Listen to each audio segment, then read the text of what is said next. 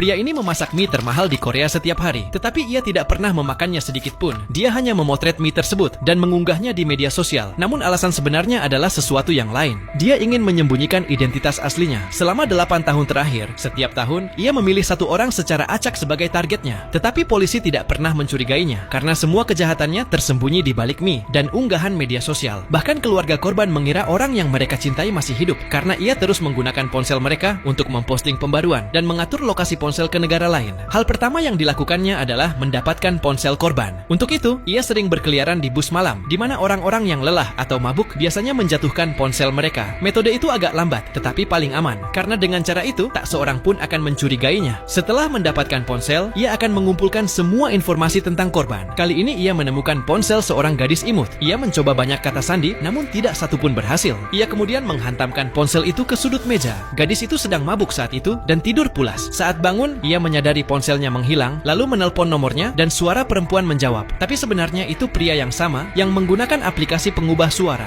dan mengatakan bahwa ia menemukan ponsel itu di bus, tapi ponselnya sudah rusak. Kemudian ia memberi alamat toko reparasi ponsel dan menyuruh gadis itu untuk mengambil ponselnya di sana. Gadis itu tidak curiga sedikit pun. Ia pergi ke alamat yang diberikan. Itu adalah bangunan tua terbengkalai yang hampir tak ada orang yang datang. Saat masuk ke toko, ia melihat ponselnya dan layarnya memang rusak. Penjaga toko yang sebenarnya pria yang sama memberinya sebuah formulir. Ia harus mengisi semua detail di dalamnya. Yang paling penting adalah kata sandi ponsel. Gadis itu ingin ponselnya cepat diperbaiki, jadi tanpa pikir panjang, ia mengisi formulir tersebut. Sekarang pria itu memiliki semua informasinya. Ia mengganti kamera ponsel, memasang layar baru, membuka kunci ponsel dengan kata sandi, dan diam-diam memasang sebuah virus di dalamnya. Sekarang setiap data gadis itu akan langsung terkirim padanya. Sebelum pergi, gadis itu bahkan berterima kasih. Ia tidak mengetahui bahwa sekarang setiap tindakan, setiap panggilan, setiap pesan, bahkan arah kamera ponselnya sedang dipantau. Dalam beberapa hari, pria itu tahu semua tentang kehidupannya, dari kebiasaan, percakapan, bahkan rahasia yang tak ia sadari sedang direkam dari ponselnya. Di malam hari saat gadis itu tidur, pria itu mengendalikan ponselnya dari jarak jauh. Ia memeriksa semua pesan dan aplikasinya. Setelah mengumpulkan semua informasi, pria itu mulai merencanakan langkah berikutnya.